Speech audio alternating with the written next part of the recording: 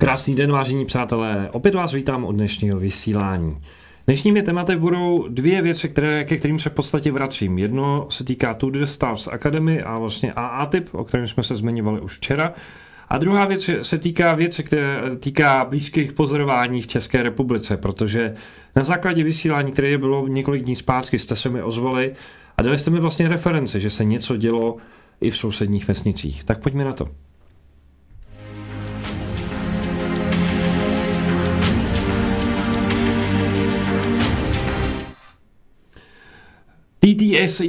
TTSA nebo TTSCI, by řekli asi Američané, Tour de Stars Academy of Art and Science, je skupina údajně dobrovolníků nebo nezisková organizace, která navázala na fungování AA-typ, což byla vlastně projekt Pentagonu na zkoumání mimozemských civilizací, které jsou jaksi tak nějak jako ochomejtají okolo amerických stíhaček.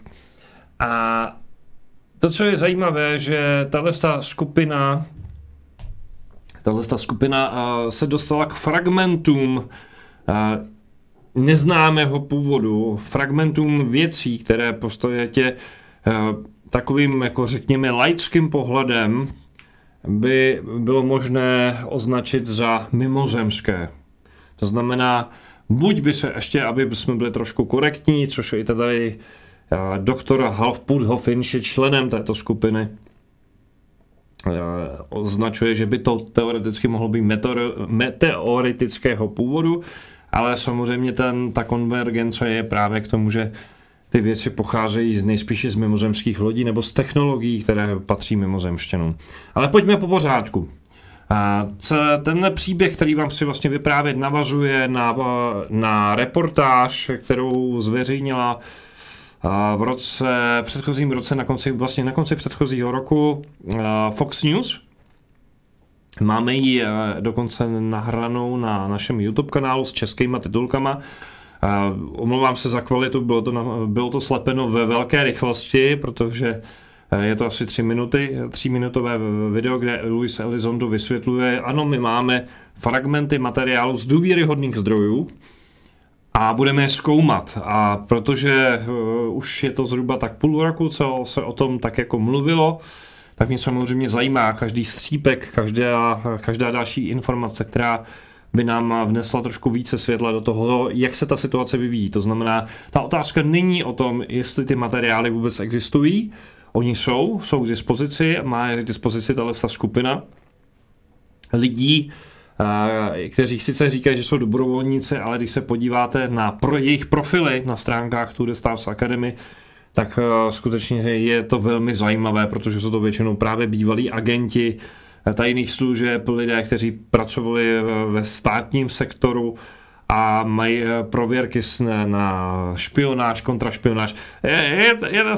Stojí to za zkoumání a myslím si, že mám ten pocit, že už jsem o tom i mluvil v nějaké prezentaci inspirované Stevenem Greerem, takže možná se k tomu můžeme třeba někdy zase vrátit.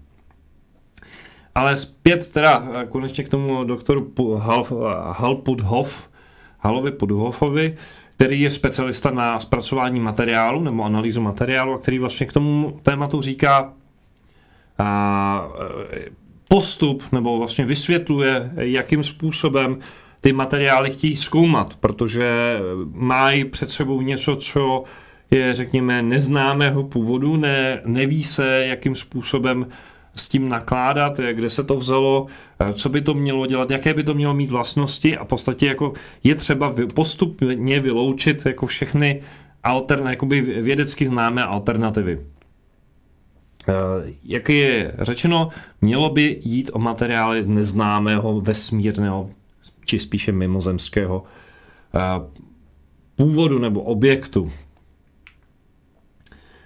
Jak teda postupují, nebo jakým způsobem k tomu přistupují, aspoň dle slov doktora Puthoffa.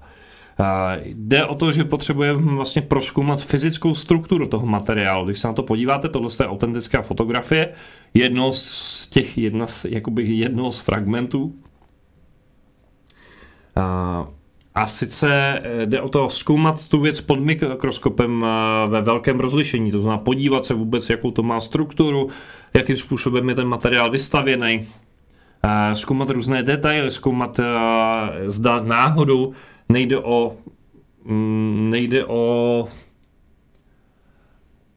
něco, co by bylo vytvořeno pomocí nanotechnologií, které v současné době teprve jako v podstatě my objevujeme. Jo, to znamená, bylo by to něco nového. Jestli podívat se vlastně na chemické složení, to znamená využít všechny známé technologické postupy, aby jsme zjistili, jako z čeho je to, z jakých chemických prvků je to poskládáno. Zkoumání základních vlastností, to znamená podívat se na vodivost materiálu, podívat se na magnetické vlastnosti, reakce na třeba na to, jak moc se to dá ohýbat a jiný takový. Možná si vzpomenete na incident v Roswellu, kde se říká, že jedna z věcí, která se jakoby zachránila nebo zůstal jakoby pozůstatek z toho byla jakási prapodivná folie, která se nechala ohýbat, nedalo se to pomalu rozstříhat, roztrhat a když se to zvohybali, tak se to vrátilo do původního stavu. To znamená nebo kovový materiál, který měl paměť, v sobě paměť to, aby jako zachoval ten původní tvar. Dneska už takový materiály známe a umíme je vyrobit. Jo? Možná někteří z vás, kteří nosíte brýle, tak máte takový ty brýle, které jsou s obroučkama, který zmuchláte, nebo se vám to zvohybá, tak se vám to vrátí do původního stavu. To znamená, takové věci už dneska umíme vyrobit, ale v těch 40. nebo 50. letech tohle bylo něco naprosto nového, unikátního a nic takového jako v té době jsme to neuměli. A další zajímavost je samozřejmě, jak ten materiál bude reagovat třeba na intenzivní světlo, laser, zvuk, teplotu, tlak. Všechny tyhle vlastnosti je třeba prozkoumat a vlastně vyhodnotit, jakým způsobem se to chová jako relativně vůči věcem, které jsou nám známé. Otázka na doktora Puthofa byla, jak moc je vlastně ta analýza přesná, jak moc dokážeme, s jakou přesností dokážeme posoudit, že když to nějakým způsobem osvítíte, ozáříte pomocí, tam popisuje nějaký technologický postup, který mi není, přiznám se, úplně jasné, že pomocí rentgenových paprsků nějakým způsobem to bombardujete a provádí se něco, čemu by se dalo říct asi fluorescenční analýza, chemici by mi možná poradili líp. A Puthoff vysvětluje, že ten postup je velice přesný, protože i když si představíte periodickou tabulku, zavzpomínejme na hodiny chemie, tak když máte dva prvky, které jsou těsně vedle sebe, tak dokáže vlastně velmi přesně rozlišit, co je co. A tadyhle je příklad, jak taková analýza vypadá. Prosím vás, není to analýza toho konkrétního materiálu, to se mi bohužel do vysílání nepodařilo sehnat. Možná to někde je k dispozici, tak pokud byste to někde viděli, tak budu určitě rád, když mě nasměrujete. Ale jenom pro představu prostě dokážeme dneska jako v podstatě vzít jakýkoliv materiál a říct, jako jaký je tam chemický složení čeho, jaký prvky. A samozřejmě, co by bylo takovým signifikantním příznakem, že ta věc nepochází z planet Země, no pokud byste tam našli prvek, který v naší periodické soustavě není, jo, v naší periodické tabulce není. Jo, což je možný, protože periodická tabulka, tak jak ji dneska známe, tak není úplná. Ona se pořád, je pořád co doplňovat, jsou tam prostě pořád mezery a s tím se počítá, že prostě některé prvky ještě jsme neobjevili. Takže pokud by se něco takového vyskytlo, nebo kdyby se v tom chemickém složení toho materiálu objevil prvek, který se na planetě Zemi jako nevyskytuje jako v tak velkém množství, jo? Když by byl naprosto šlo o nějaký vzácný prvek, to taky může být. Jo? Nebo kdyby šlo o prvek, který se spíše vyskytuje v rámci meteoritů, taky takový jsou. Tak by tohle všechno byly příznaky toho, že ta věc nevznikla jakoby na Zemi. Že to nemohlo být, nebo že je málo pravděpodobné, abych neříkal jako, že nějaké absolutistické rozhodnutí, tak že nemůže jít o něco, co by vlastně vytvořil člověk. Nebo že by to vzniklo nějakou přirozenou cestou v rámci planety Země. Jinými slovy, on tam zdůrazně, pokud by se něco na molekulární úrovni dělo něco neobvyklého, tak bychom to měli vidět, měli bychom to být schopni rozpoznat. Data je třeba porovnat s měřeními v jiných laboratořích, to je taky důležité, že v podstatě oni sice něco v rámci nějakých svých soukromých měření provedou, ale že se samozřejmě snaží komunikovat se s přátelnýma laboratořema, aby se verifikovalo, že jejich měření jsou správná. To je vědecký postup, to znamená, je třeba věci zkoumat opakovaně, nezávisle v několika laboratořích posoudit, jestli ty výsledky jsou shodné, jestli tam není nějaká chyba v měřeních, může se stát. Každá laboratoř v tomhle třeba přistupuje zjevně nějakým jiným způsobem, to je trošku pro mě magie, ale věřím tomu, že tito pánové to myslí velmi vážně a velmi si zakládají na to, aby v podstatě neudělali chybu. Aby se to náhodou neobrátilo jako proti té myšlence, jako v podstatě, když tvrdíme, že máme něco mimozemského původu a snažíme se to v podstatě jako zkoumat, tak jak to říkal Luis Elizondo vlastně v tom rozhovoru pro Fox News, a prostě něco tady máme to z důvěryhodných zdrojů a nejspíše by to mohlo být mimozemského původu, ale je třeba provést spoustu testů a spoustu analýzy, aby jsme si to ověřili, aby jsme náhodou nešlápli vedle. Jak už jsem říkal, mohlo by teoreticky jít o fragmenty meteoritu, ale to je to, co se snaží postupně vyloučit. Puthoff k tomu dodává, pokud by šlo o kus něčeho ze Země, projekt bychom zastavili spíše, ale to vypadá na něco odjinud. Proto je třeba udělat mnoho podrobnějších testů a mnoho podrobnější analýzu.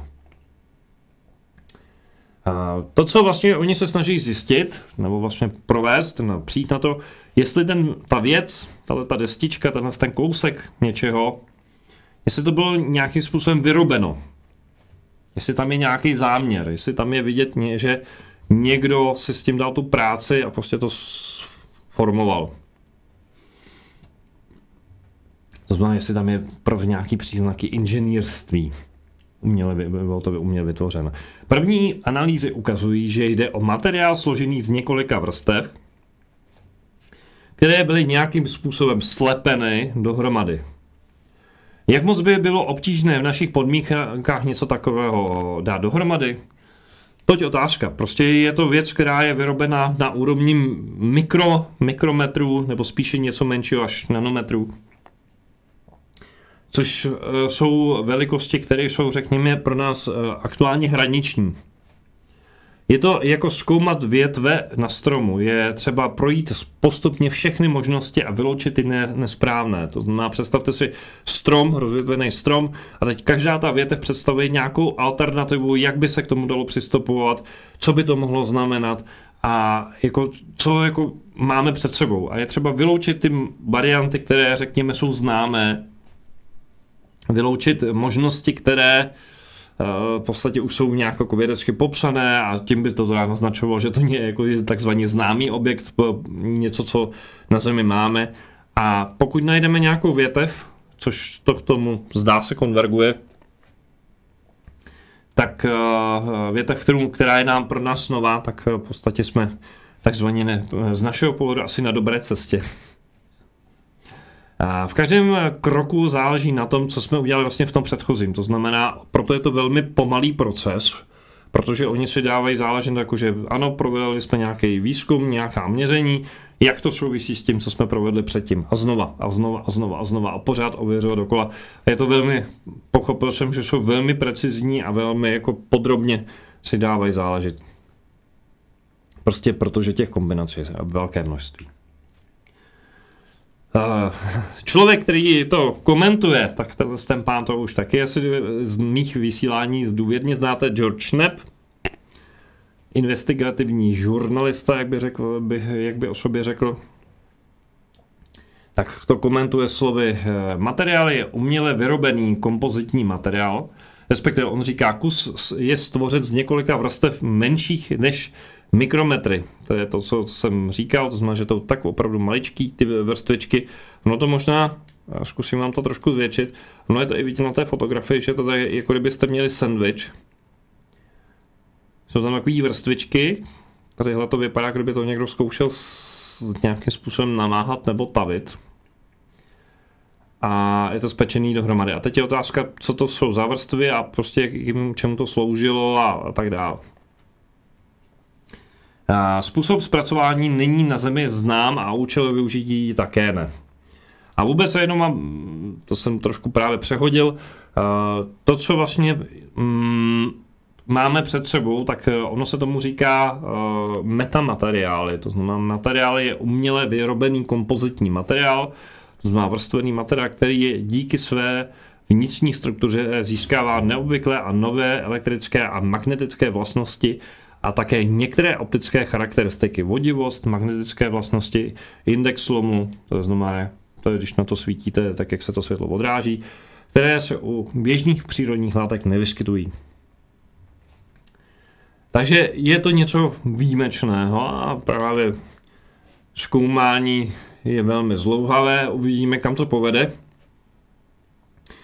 Mám za to, že pokud by pánové Studio Stars Academy prohlásili, ano, máme tady fragment něčeho, řekněme, mimozemského,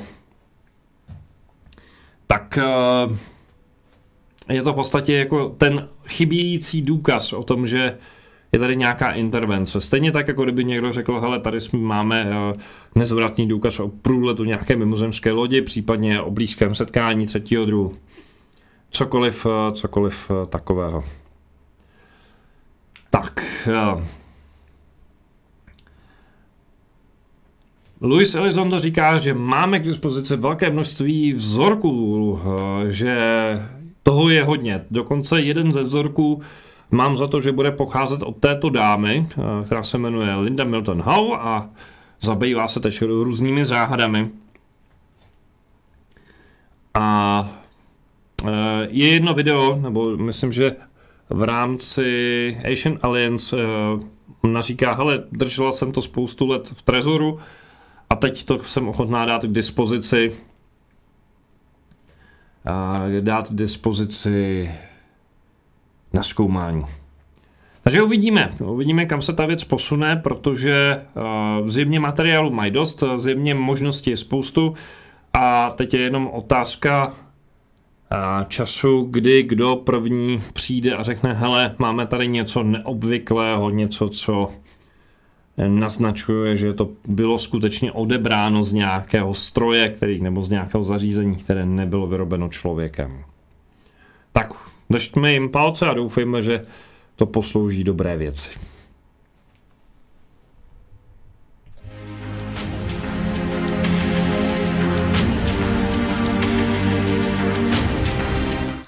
Tak a já poprosím moderátory, aby využili svých pravomocí na chatu a trošku to tam uklidili, ať si tam můžete povídat v klidu a jdeme dál.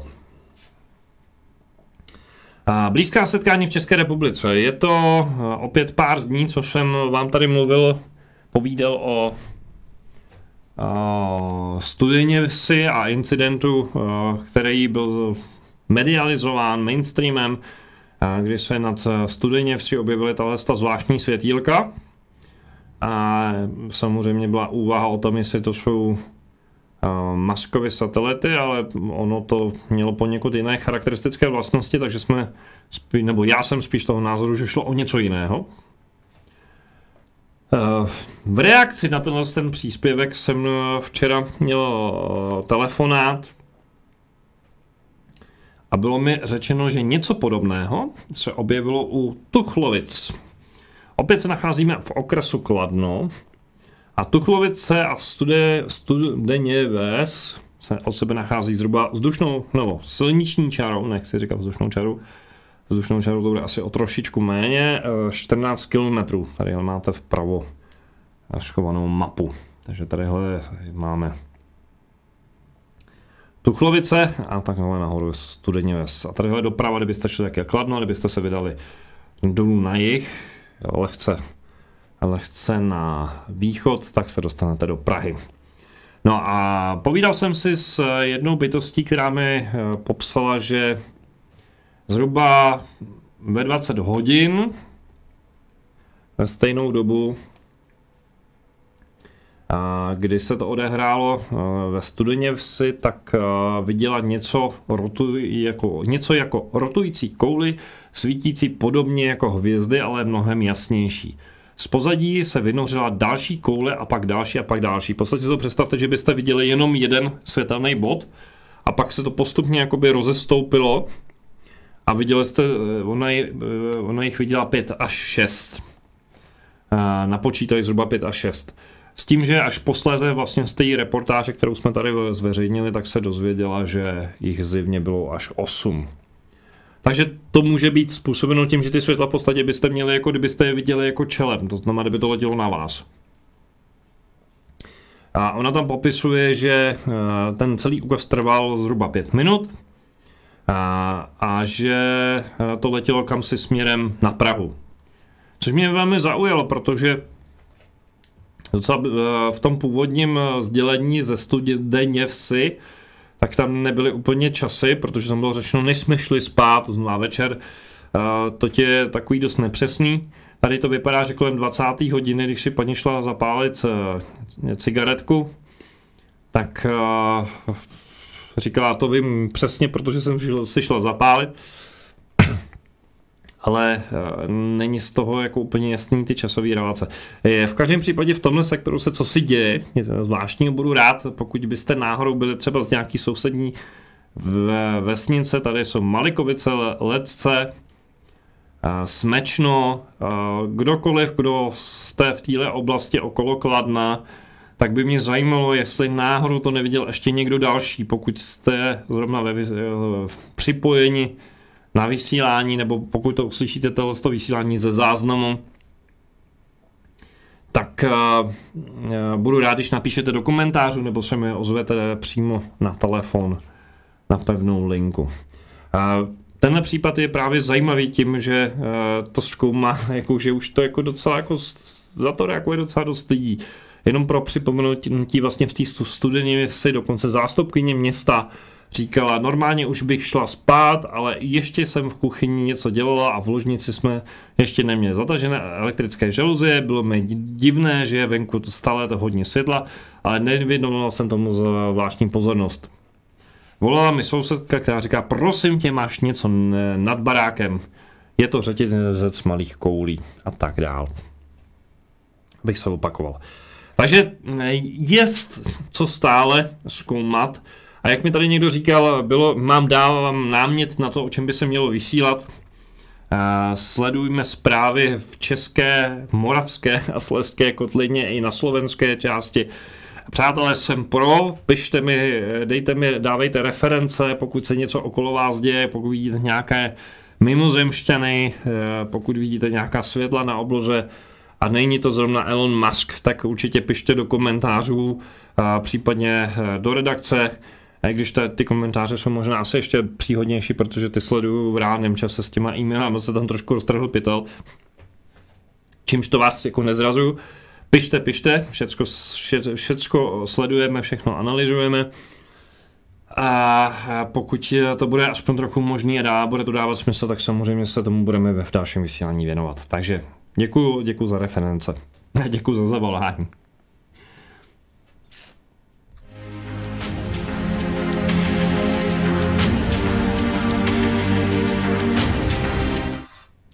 Tak, přátelé, pojďme do e-shopu, pojďme se podívat, co nám dneska nabízí, jaké jsou možnosti, čím se můžeme zpestřit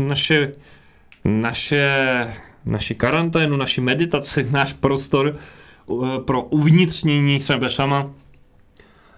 Knížky od Dana Millmana jsou, myslím si, že hodnotným čtivem a škola pokojného bojovníka nebo Nevšední okamžiky jsou knížky, které stojí za pozornost.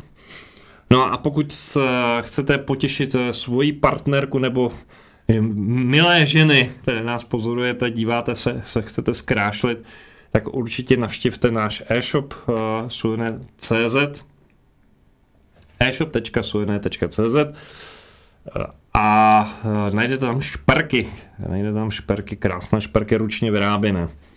Stojí za pozornost a za nakoupení. Další knížky, tentokrát jsem si řekl, že vyzdvihnu Ericha von Dänikena, který v podstatě se považuje, myslím si, že právem za člověka, který vlastně na tomto světě tak jako rozvířil tu vlnu záhad a tajemna a dal tomu takový jako širší punc pozornosti. Takže knížky jako Druhá strana archeologie nebo Kacířská kniha od skutečných hrobů, od falešných hrobů k nebeským bytostem. Výbušná archeologie a tak dále. Těch knížek od Ericha von Dänikena tam máme mnohem víc. A pokud jste jeho fanoušci, stejně jako já, konec konců je to, přiznávám tež, tak jako jeden z prvních informátorů pro mě, nebo informačních zdrojů o z těch věcech, tak určitě koukněte do naší nabídky, třeba zjistíte, že některou z nich ještě nemáte. ještě není a že by to stalo za doplnění a teď třeba máte čas číst.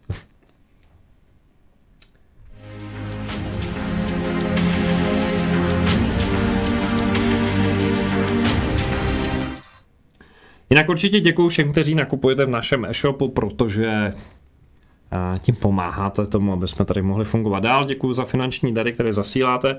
Taky je to důležitý, taky nám to pomáhá, jen tak dál. Využijte stránku třeba www.suene.cz/dar a tam je spoustu možností, jak využít, jak podpořit naše projekty a jak podpořit naše fungování. Jsme tu pro vás a budeme rádi, když nás podpoříte v tom, co děláme. Pojďme na lunární kalendář, pojďme se podívat, jaká je předpověď na dnešní den, co nám říká z fáze měsíce. Dneska máme gejzír. Proud tvůrčí energie vycházející z rovnováhy mezi mužským a ženským principem. Většina lidí je přátelská, připravena komunikovat a sdílet zkušenosti. Tento den je energeticky nabitý a můžeme snadno vyřešit i náročné úkoly. Tak, využijme sílu a energii, která je v nás, aby jsme zvládli i ty nejnáročnější úkoly. V 10. lunárním dni je obzvláště důležité věnovat pozornost rodině a blízkým přátelům.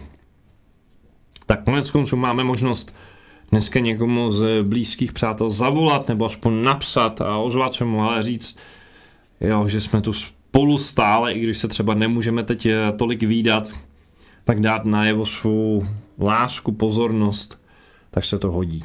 No a pojďme společně tvořit naše záměry, naše sny, než se stávají skutečností, než v lásce a pozornosti, upřímnosti.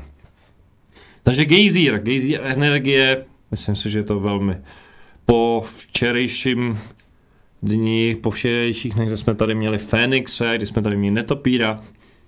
Myslím si, že to je takový jako to správné nasměrování. Tak pokud chcete sledovat lunární kalendář a chcete se dozvědět více detailů, tak navštivte stránky www.suene.cz. V pravém sloupci najdete vždycky předpověď na následující den, a to je včetně víkendů. Když byste chtěli se podívat na předchozí předpovědi, to znamená podívat se do historie, tak stačí rozkliknout v hlavním menu pod bannerem. Tak klikněte na vnitřní vesmír a jedna z podpoložek je lunární kalendář.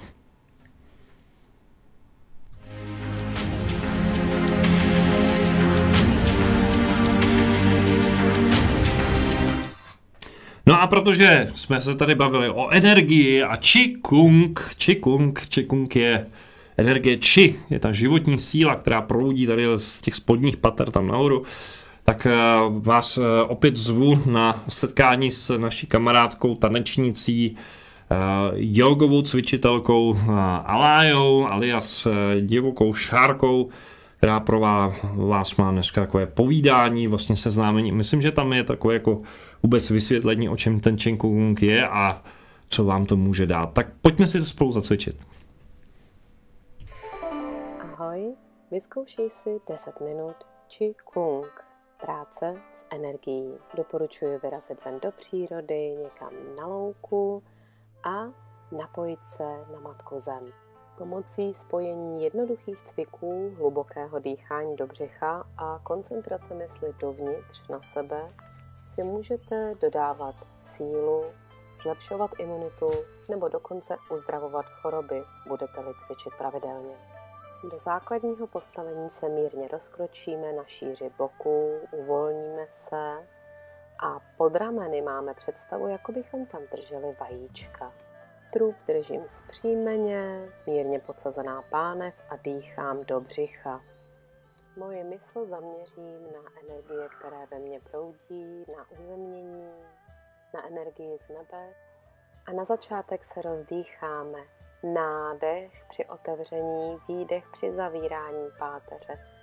Spinální dýchání vám dodá energii velice rychle, je to jednoduchý cvik, ale přitom vede k dlouhověkosti. Pohybujte se tak rychle nebo pomalu, jak je vám příjemné. Každý podle svého dechového rytmu.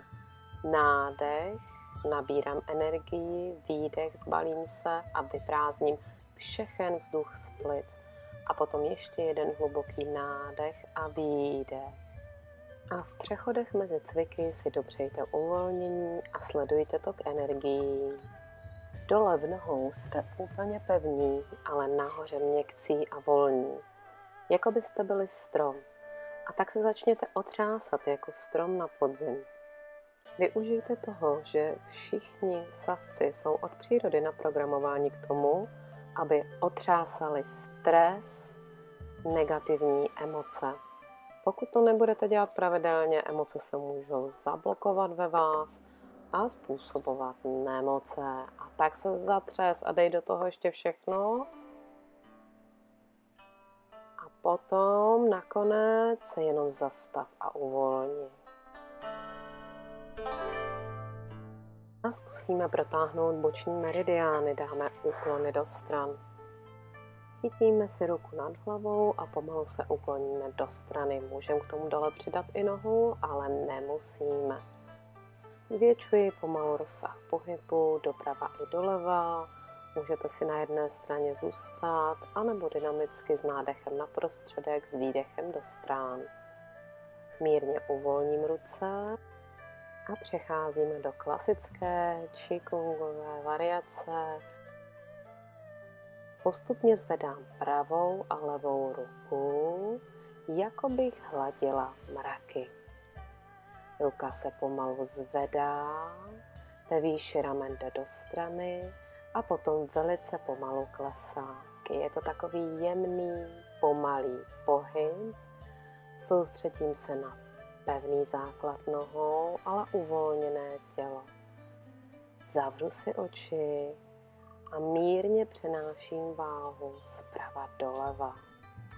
Užívejte si pocit zjemnění energií.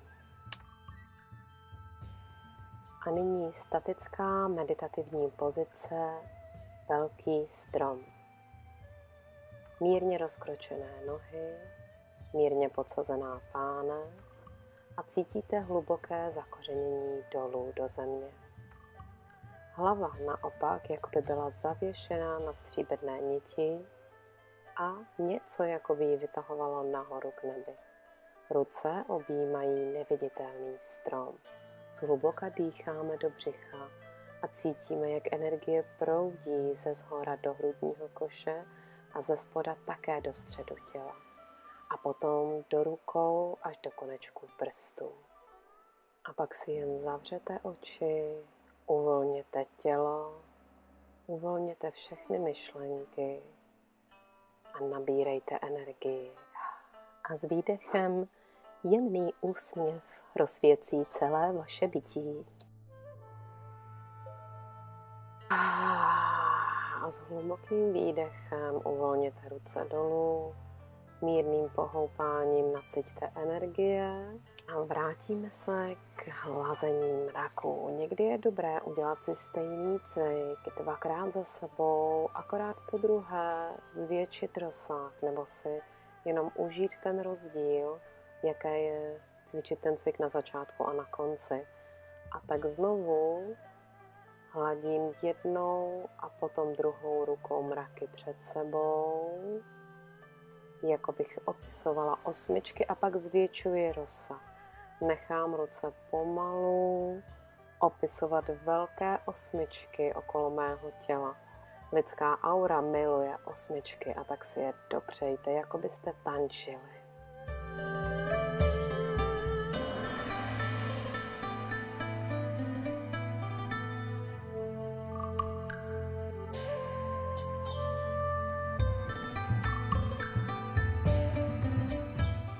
Mnoho z nás potřebuje uvolnit zápěstí a ramena a tak si zkuste cvik, kohout roztahuje křídla.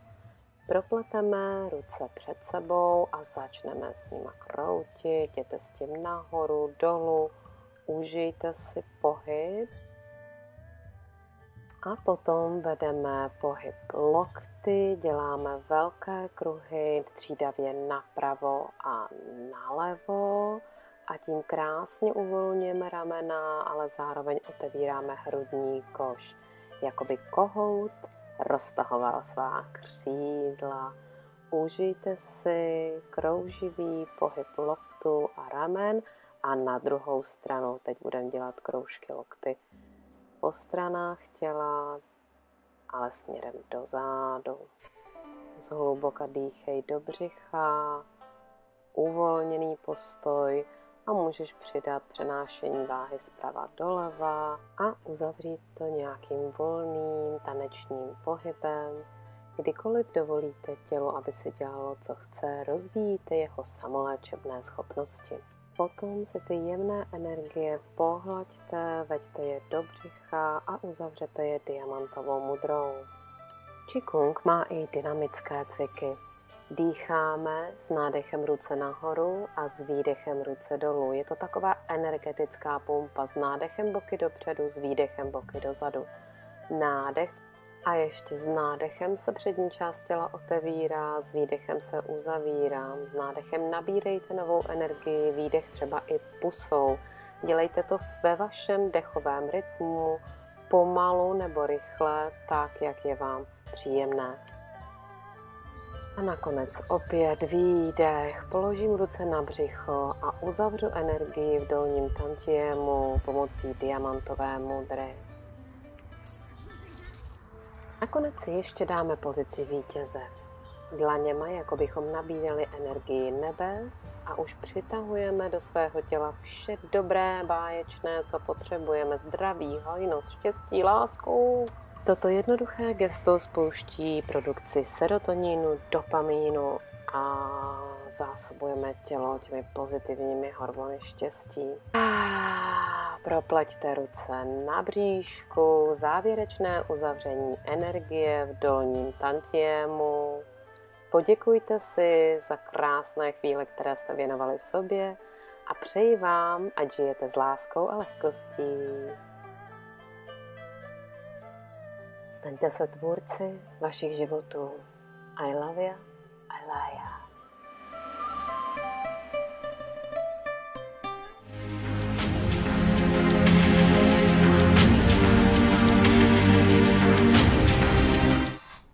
Tak doufám, že jste si doplnili energii pomocí Qigongu a že vás to povzbudilo do dnešního dne.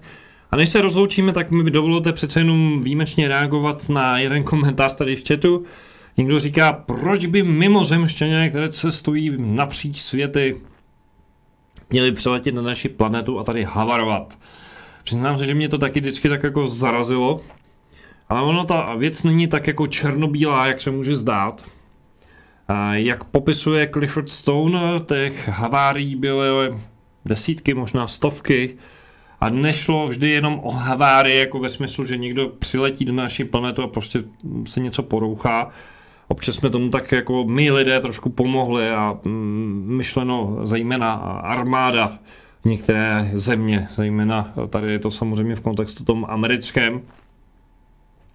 Koneckonců incident v Roswellu je takový jako příklad, kdy byla použita technologie způsobem, který vlastně zapříčinil to, že se srazily tři létající talíře nebo 3 lodě, vesmírné lodě. a došlo k havárii. A takovýhle případů vlastně Clifford Stone ve své knížce popisuje, nebo vlastně ve svých rozhovorech popisuje několik, takže není to a priori o tom, že by mimozemštěné byli tak nešikovní, i když i Clifford Stone tam říká, že byly případy prostě, kdy jim to něco přestalo fungovat. Konec konců my máme letadla, my máme auta a taky občas se něco porouchá, tak se to děje i v tomhle případě. Nikdo není zjevně neomylný, i když prostě máte rozvinutou technologii, rozvinutou civilizaci, prostě někdy se stávají nepředvídatelné věci. Takže úplně bych to nezahazoval, tuhle myšlenku, že se to může dít.